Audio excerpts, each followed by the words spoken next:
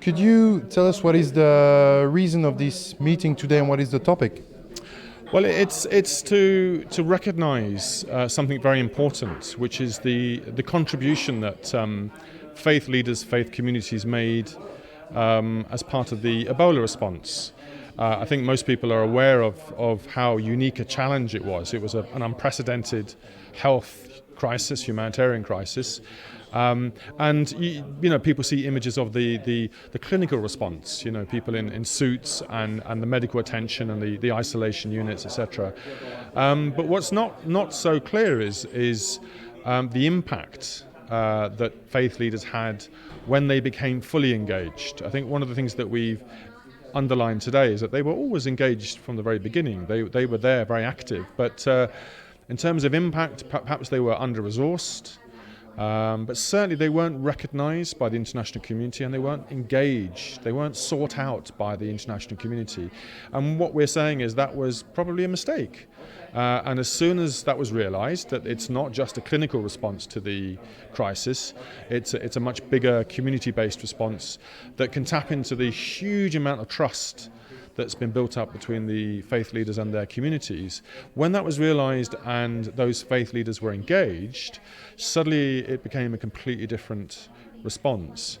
That trust was transformed into responses that allow people to talk about the truth of the virus as opposed to myths, to address things like safe burials, so people weren't doing it secretively, that there was respect and dignity in burials, and that the imams, the priests, the pastors were able to give messages about not washing dead bodies, which they were able to use scripture in reference to the Bible and Quran to say, actually, no, there are precedents. Normally you would wash the body, but it's perfectly acceptable. In fact, it's a necessity not to wash the body, for example, because that would prevent the spread of the disease. So what we're recognizing here is that the engagement of faith leaders in a response like this is absolutely vital. The message here is not a message for West Africa, it's not a message for Ebola, it's actually a very universal message.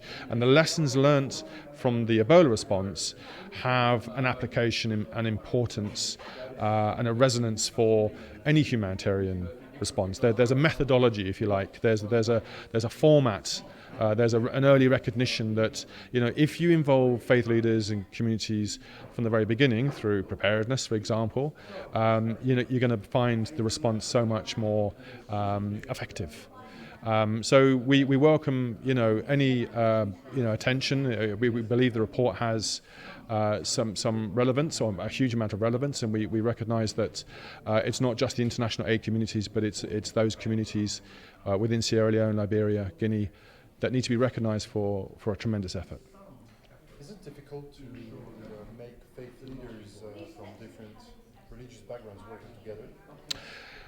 I mean, if you're talking about globally, I think in certain countries there are issues. If there is a conflict, for example, that's a civil conflict that's sectarian, if it's, for example, Central African Republic, you have a kind of a Christian-Muslim divide. But actually, even there, you've seen how, through an interfaith platform, the imams and priests have got together and said, look, actually, no, this is not the way it has to be. In fact, this is not a religious conflict. It's actually about resources and being marginalized and political instability and, those sorts of things. And that actually, if we come together, we can actually calm things down quite a lot. So there's a message there from Central African Republic, but also, Sierra Leone, a country that's only just out of civil war. I mean, it was the ravages of civil war sort of 10 years ago, and yet there's a huge amount of tolerance in the country, and the faith leaders found it easy to work together because they knew each other, and there were significant levels of trust there already. So I think often we talk about religion being the cause of conflict. And of course it happens. Of course it is in some areas, but we very, very rarely hear the success stories of Christians, Muslims, Jews coming together to form a platform to say, actually, through cooperation, we can resolve this thing together. Thank you very much. Thank you.